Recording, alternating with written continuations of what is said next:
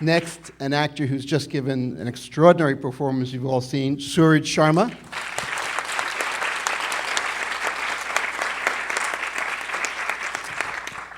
Next, the president of Fox 2000, who made this possible, Elizabeth Gabler.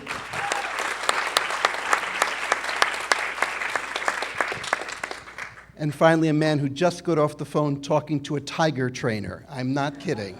Ang Lee.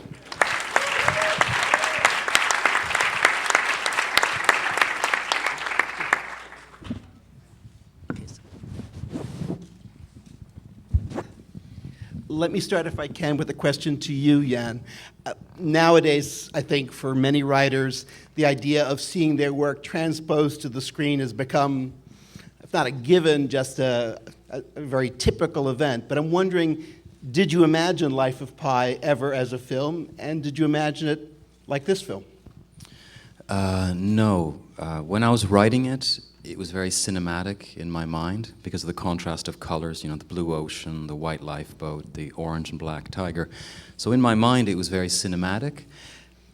But even the most basic cinema goer can realize that to turn that story, simple as the words are on the page, to turn it into a movie would be an enormous technical challenge. So, no, I didn't imagine it. It was cinematic in my mind, but I never thought I'd actually see it on the screen. I thought it'd be too complicated to do. And Ang, after you read it, what did you first imagine in terms of how am I going to really make this into a movie? Well, I read it when the book came out. I found it fascinating and mind-boggling.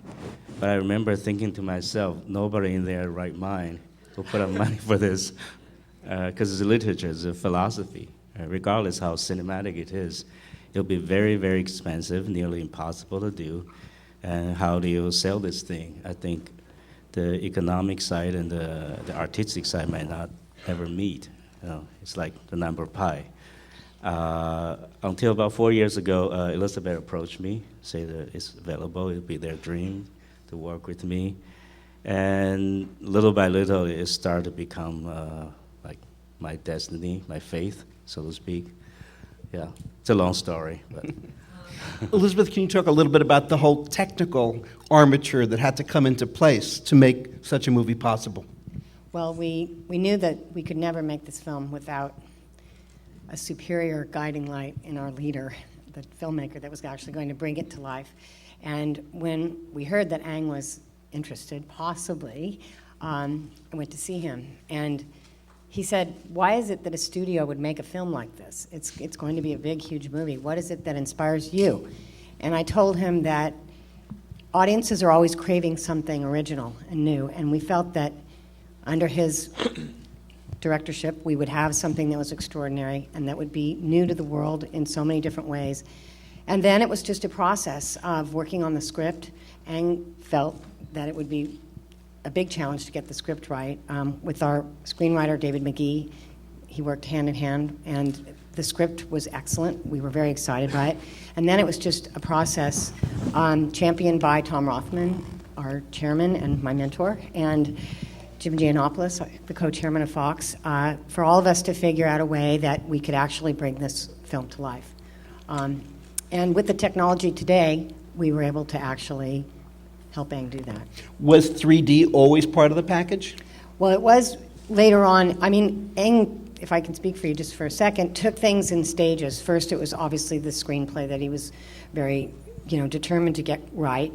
And then I think the idea of bringing it to life in a bigger way, but yet to use 3D in his own language was really important. And that was how it started to be discussed. And we felt that we supported that decision, and that's what happened. I didn't think this is possible if I do 2D. So from the beginning, 3D thought. was... Actually, I thought about 3D, which is before I know what 3D is. If I add another dimension, maybe, just maybe, it might happen. Maybe I see the circle, because in a regular, like how we go about movie business, this cannot be done. I was just thinking about, it's just a silly thought like most movies are, starting with a silly thought. Maybe add another dimension. I don't know how and what it is. Maybe it'll happen. Mm-hmm. And Serge, can you talk about how you got involved and how did Ang explain the role to you? Initially, it was my brother. He had to go for the auditions, and I went with him. And they told me to audition too, and I did. And it went on for 6 months. I was called back. There were many callbacks. And finally, one day, they told me I have to go to Bombay and meet Yann. And I was really excited. I went there and gave the final audition. And the first time I did it, I didn't think I did very well. And then Yann talked to me. He kind of made me breathe in particular ways and kind of built that emotion inside of me. And by the end of it, I didn't even feel like I was acting anymore.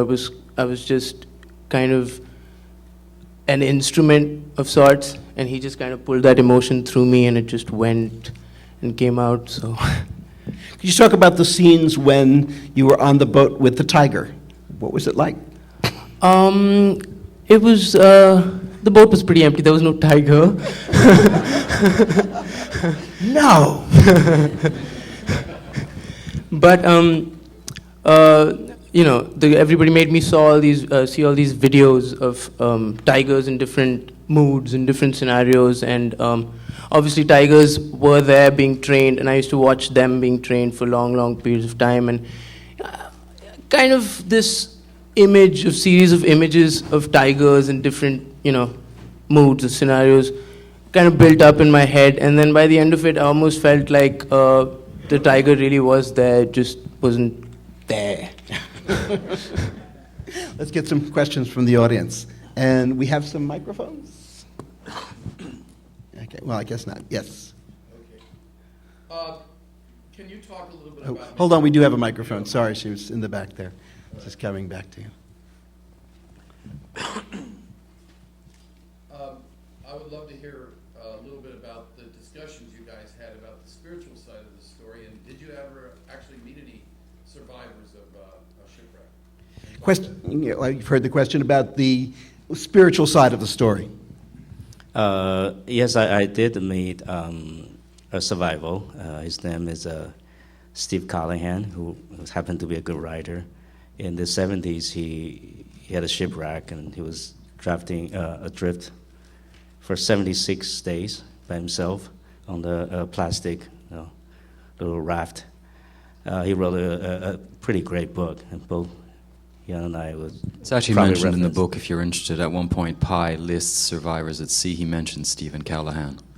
Steve Callahan. So he, the first thing actually, when I start thinking about the script, I visited him. Me and the screenplay writer, David McGee, went and visit him in Maine. So we went out to sea and talked to him for days. And it turns out I brought him to Taiwan to make the movie together with me as not only consultant to me on the spiritual side, his experience, details, what you go through, and also he's a great guidance to Suraj. And I have them balance it, just, if that's the right look when you go through this and that, and just technically train how to, a lot of the details are done, supervised by him. And also, it turns out, I built this wave tank just for this movie in Taiwan, and we're just learning how to use that because nobody done it before. And he is a water consultant to me, how the wave land, how the wave functions, how you deal with it. So he's a great help. And he's a great spiritual leader for us because he's fighting cancer at the same time. He's in the hospital. So he's a man we all cherish. Just cherish what's good in life, what hang on to. And faith is indeed the thing that making through the voyage, fighting cancer and everything he goes through. So we do have that guru, so to speak. And there are other spiritual stories, but that's the one. Serge, can you remember anything that he told you that really stayed with you or helped your performance? Well, he kind of, I met him we were on a ship, and it was raining and there were big waves, and I'm freaking out a little bit. And I meet Steve on the ship, and he says, "How are you doing?" And I didn't know who he was at that point, but he kind of explained to me how he had survived for 76 days, and we kind of had this we had this long conversation, and he was telling me how he felt, and I asked him, how did you feel when you were on that raft all alone, all around you, all you can see is, water? And he said that most of the time you don't feel anything. You're left completely blank. So those moments when you feel happiness are extreme, like they're ecstatic. And he kind of explained to me how emotions don't just become what we see normally or feel normally, and they become these extremely strong and very powerful feelings. And that's what I tried to kind of put into my acting as well, is just that feeling is, The sort of bursts of emotion. yeah, these bursts. Yann? In writing the book, another book that is mentioned in Life of Pi is a classic of survival at sea called Survive the Savage Sea. Hard to say it 10 times in a row, by a Scottish farmer named Dougal Robertson, who was sailing around the world with his family, and west of the Galapagos they were hit by killer whales. And they survived, I think it was 26 days at sea, which is less than Steve Callahan, but it was his entire family, and a Welsh hitchhiker they'd picked up at the Panama Canal. And he wrote this wonderfully understated book called Survive the Savage Sea, which was full of these very practical details which I needed in writing the book. And you asked about the spiritual side of it. I started writing the book when I was in India. I was hitchhiking for 6 months. And I grew up in a completely secular household. And I'd studied philosophy, which is a very good way of turning you into an atheist or an agnostic. And so religion was always very external to my life. And then I got to India, and as you saw in the book at one point, and in the movie, Rafe Spall, the character that Rafe Spall plays, talks about a novel that sputtered, coughed, and died. Well, that's exactly what happened to me. I was in India because it was a cheap place to be, and this novel just wasn't coming to life. Any of you here who've written something creative will realize that terrible feeling of you're putting so much effort into it and it doesn't come to life. So I had to put it aside, and I had this sort of inner hole in me.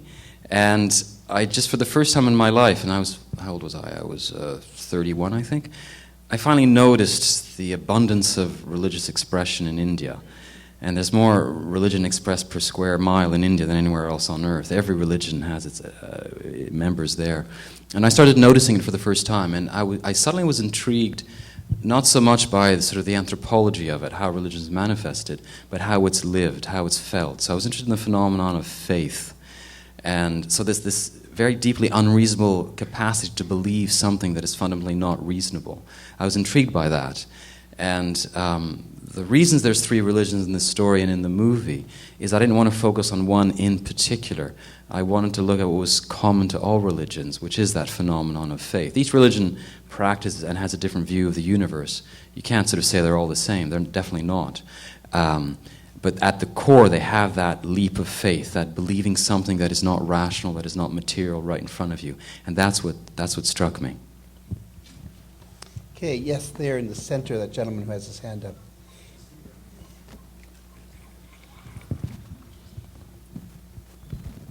Hi, John Semley from the Toronto Star in Canada. I wonder if you guys could speak a bit to the international production. I mean, for a Hollywood studio film, you have a Taiwanese-American director based on a Canadian novel by a Spanish-Canadian author with an Indian cast. I mean, it's fairly unique for a studio film. I wonder if you guys could speak to that. Yeah. I'll speak to that. Go ahead, Elizabeth. Well, I mean, we felt so fortunate. Serge was the one actor that Aang presented to us, and we were completely overwhelmed by his audition. So the casting of Pi was critical. Obviously, he captures the whole movie. He's almost every frame of it. But for us, we always saw this film as an international adventure for people of all ages. So the multinational cast and basically the story that's universal was something that we embraced, because we are a global world now as far as cinema goes. And this film, because of the imagery and the lack of dialogue in so many of the scenes, it transcended language and cultural barriers. So we felt that it was really a true international film for all audiences, and that was really exciting to us as a global corporation. How did Gerard Depardieu get involved? Yeah, I think Yann has some complex about French or something. French cook. Oh. Well, I lived French- 10 years. I French did live 10 years India. in Paris, so at the end of that, I was. Piscimalita, it's sort of international in this fusion in its own way. Of course, the story far away or close at home for storage in India, none other than French India. So it has a foreign international sort of feeling to begin with. And when I get onto the project, it has to have American money and technology. There's like no way. You have to make in Hollywood, but you cannot make in LA because it would be too expensive. It's just impossible. There's certain things to do certain things. You cannot go think outside of the frame. To make this unusual movie, I have to create my own tank, I have to do this and that, I figured. And I decided to bring the movie to Taiwan, which is a big risk. We haven't hosted a Hollywood movie since San Pablo, 1965. So it seems to be crazy. But I think it's not really crazy because Taiwan will do anything for me. So we can really stretch it. Really, really stretch it. Good to know. The Indian boys and the international crew, we have like people from 23 countries to work in the movie. This is a really, really international crew. And I occupy this abandoned airport in Taichung City, abandoned airport. So we use the terminal as our, all the facility we eat there. It's like a utopia of filmmakers. And then we use the hangars to build like our own Hollywood, and then we build a big wave tank and just discover what can be done. We're there on our own, and it's unusual. It's just naturally international, and of course Jahati Padu came, and I thought to have one person have one scene represent the worst of France, so to speak, versus Piscine Malata, the best. What iconic actor can I was lucky.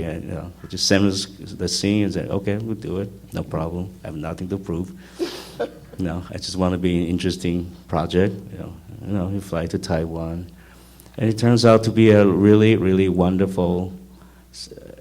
Taiwan is like my floating island. It's my hometown is also a floating island. It's kind of rootless. That's who I am.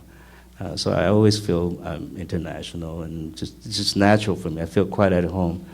And I also find out it's kind of destiny. I think Simsan, the ship, sank just east of Taiwan. And we went out to where it's supposed to sink, 4 days out of Manila towards Canada. We went to that spot and we adrift there on a little boat, turn off the engine. Just Suraj and I, the two of us. Just feel it, how pilot will feel.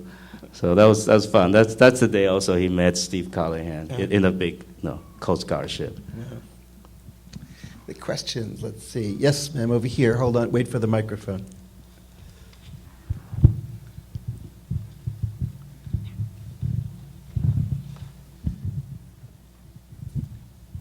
I am interested in how you assembled your tiger. How many Richard Parkers, I was almost going to say Richard Peñas. It's also short for RP. How many real... I didn't think it got into this festival. Yeah. How many real tigers did you work with? How did you assemble this fantastic creature? We have four tigers, 3 from France. This is, I think, the world's greatest trainer. Totally respect the animal. It's fierce, just me, him, and the animal. Actually, I learned most of the tiger scenes from this person. So 3 from him. He doesn't work with food and anything. Just discipline, how just man on man. 2 of which are female. One is the sister of the man. The man tiger that we modeled from was a tiger named 7-year-old, nearly 500-pound, gorgeous tiger named King. He's just like the most magnificent animal you see. And then some of the fierce scenes have to be done by the ladies. One is his sister, the other is Phoebe. So we have 2 tigers that do the ferocious scenes. They're more aggressive than King. King just poses like a king. So he does all the posing, and he did the swimming too. And some of the more docile, like his hunger for food, when he feels sick, we have a Canadian tiger. was like Jonas. This really was an international production. He's patable. He's like, you just want to hug him. Don't forget the hyena named Vlad. My favorite is the hyena, Vlad. She's just like, she has the ugliest smile. When she relaxes, she looks like really neurotic and intimidating. I just love her. And I think I'm the only one she'll let to touch her nose, and she'll squeak with delight. It's horrifying. Pretty much. Well, the thing with Trent Tiger, we have nearly 30 shots in the movie that's real tiger. It has two usage for me. One is that when you do digital like this and not humanize them, you really need good references. They cannot be invented. So just dealing with them, we shot, whether it's making it a movie or not, or just for pure references, they leave like a great library of tiger behavior down to the every cell. So that's great reference. Otherwise, it's very tiger. Water, you're basically imitating God's work. You cannot guess, but reference is great. We learned tremendously from that. And secondly, I raised the bar for the digital guys. You have to match that in 3D. So that's really intimidating for him. I think it's a good kind of intimidation. So they work out great, and we love those tigers. How much did you have, I mean, sort of I hope it's not a silly question, how much did you have to plan each shot, or how much did you see what you could get? I mean, is there a line between improvisation and very strict planning here? It's both planning and improvisation, because for a movie like this, nothing worked the way you planned it, so you have to go along. I got like 1/8 of the shot in my shot list, It's, sometimes a day or 2 days you can't get one shot down. It's just that difficult. I have a dramatic background. I don't believe in storyboards. I sometimes do it in action sequence so they can see it. But for this movie, actually, I go beyond storyboard because I had to. The shots are so expensive. You have to be so concise and precise. So I spent a year before production animate the whole movie. Actually, I made the movie before I even go ahead and shot it, so I can talk to the team how to go about every detail. So actually, I have a previs, like 1 hour, 70-minute previs. The whole voyage from beginning to end, it was animated. But of course, we can only do so much, and there's, it's not. I wouldn't call it improvising. It's a survival movie. Get another question here. Let's see on the back here. This gentleman here. We can just wait for the microphone. It's coming. Thank you. Hello, thank you. It's an exceptional experience to have to start, to come in out of the torrential downpour into something that gives you a whole new perspective on, just being around water. But one of the things, what I wanted to ask about was just from the very first time we as the public saw anything of this film, the flying fish sequence that ran before Prometheus in 3D engagements. I was just like, okay, this is going to be something really exceptional and interesting, and it absolutely is. But I wanted to ask you, with that scene and then with another a little later on that involves, that's an overhead shot with, countless creatures swimming underneath it, there's an aspect ratio shift. And I was wondering, was that something you were sort of experimenting with during the development of the film? Or was it just sort of like to see what you could do, possibly with more of a, I know with the I always wanted to do that since film school. Nobody allowed me to do it. Excellent. Why do we have to stock in one ratio? No, sometimes it shows, like, it occurred to me in like Crouching Tiger, Hidden Dragon, when they do the vaulting, I wish it's a standard. When we're in the desert, it should be like widescreen. Why can we hop around? I think movie in the beginning has different shapes. Why do we start with one? So now it's digital. I hope I do something nobody noticed, but you noticed. I think flying fish seeing is best seeing widescreen because there's no other way to see it. Not only the scope is panorama. I can because the black area, I can put a fish out of, no, whether it's flying or swimming, I can put it out of I can fake it, put it out in the black, so it feels like it's outside the screen, literally. So I think that's a great tool in 3D filmmaking. It's something you can really put out there by hiding your black spaces. So I think for those reasons, I think it's very exciting when you see a fish hit something and hit his body and flip out or just go outside of the screen in the black. I think just adding extra realism. You feel like you're with the sound. You feel like you're in the middle of a feeding zone. The other just purely is kind of related to him. I thought that looked best that way, and it looks like the book cover. Well, so I go straight. Yeah.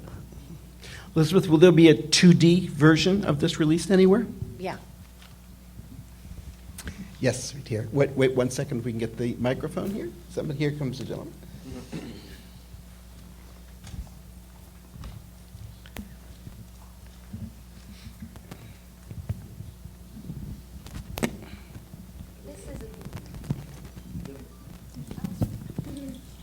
This is a beautiful production, and the cinematography is fantastic.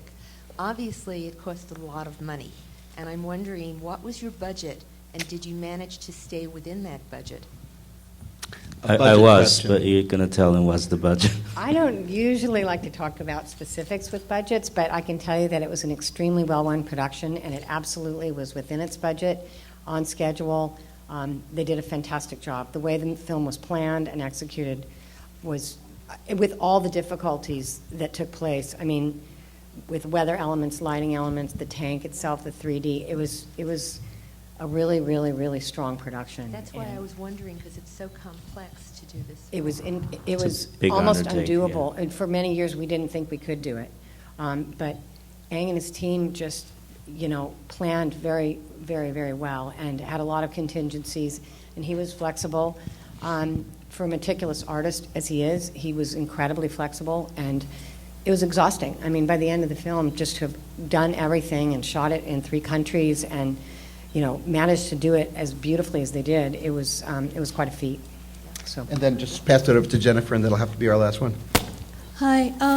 You are so masterful in making the magical and the fantastic real and believable for us, and always beautifully so. There's one edit in this film that I kind of wondered what your intention was with it, and that is when the tiger takes the sheep, and it's suddenly behind bars where it's been before bars, and that kind of in front of the bars.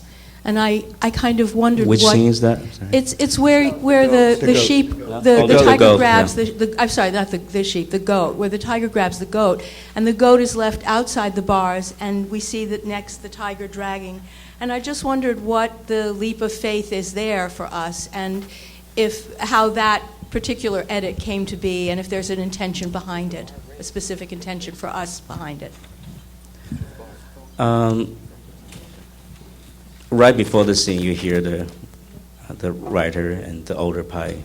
They're about to introduce the upcoming scene. They say you don't know the strength of your faith until it's been tested. So that's the test. Actually, Pai's journey for me with the tiger started with that scene. It's a scene about disillusion, it's about the coming of age. In many movies, I do the loss of innocence, and I would call that bar mitzvah scene.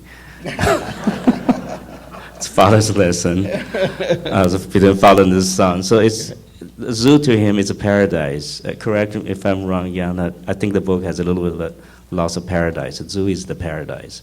It's innocent, and he has all this imagination story in his head and spiritual things. And then he got thrown out to the ocean. He cannot even rely on organized religions. He's facing the abstract idea of God. So in that, the journey begins with that disillusional scene. The father's a good thing. Without that scene, he wouldn't survive, as he said. But without mother's protection and all the illusion, he couldn't survive either. That's both sides of the bars, so to speak, of our lives. I think both stories are very valuable and important. And all that dividends and test of faith and leap of faith start with that. Of course, the leap first you have to not believing it, having doubt. So after that scene, he went to existentialism books, although a little young for an Indian boy, maybe. But eventually, he comes around. He embrace faith. Otherwise, there's no way he can survive. I think both sides, I always do that sensibility, so to speak. You have to keep a balance, or you just swing between the two. There's God knows the solution. We don't. We just manage to catch up and survive. In making the movie, I do feel like I'm engaging in that character in the book, and all of us making the movie sort of been tested. All the difficulty. There are times it feels like, why are we making this movie?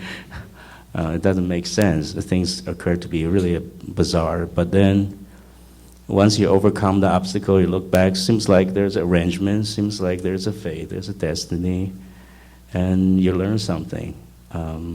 I think that's the first lesson I think for the reader, for the movie viewer, for me personally. And I don't think it should be done too graphically, because, the movie is being sweet to that point. I think if you go too graphically or sounds too horrific, and the audience may shut down. And so I did the way it is because I have to do the scene, but I have to do it with restraint, because the movie has a long way to go from there.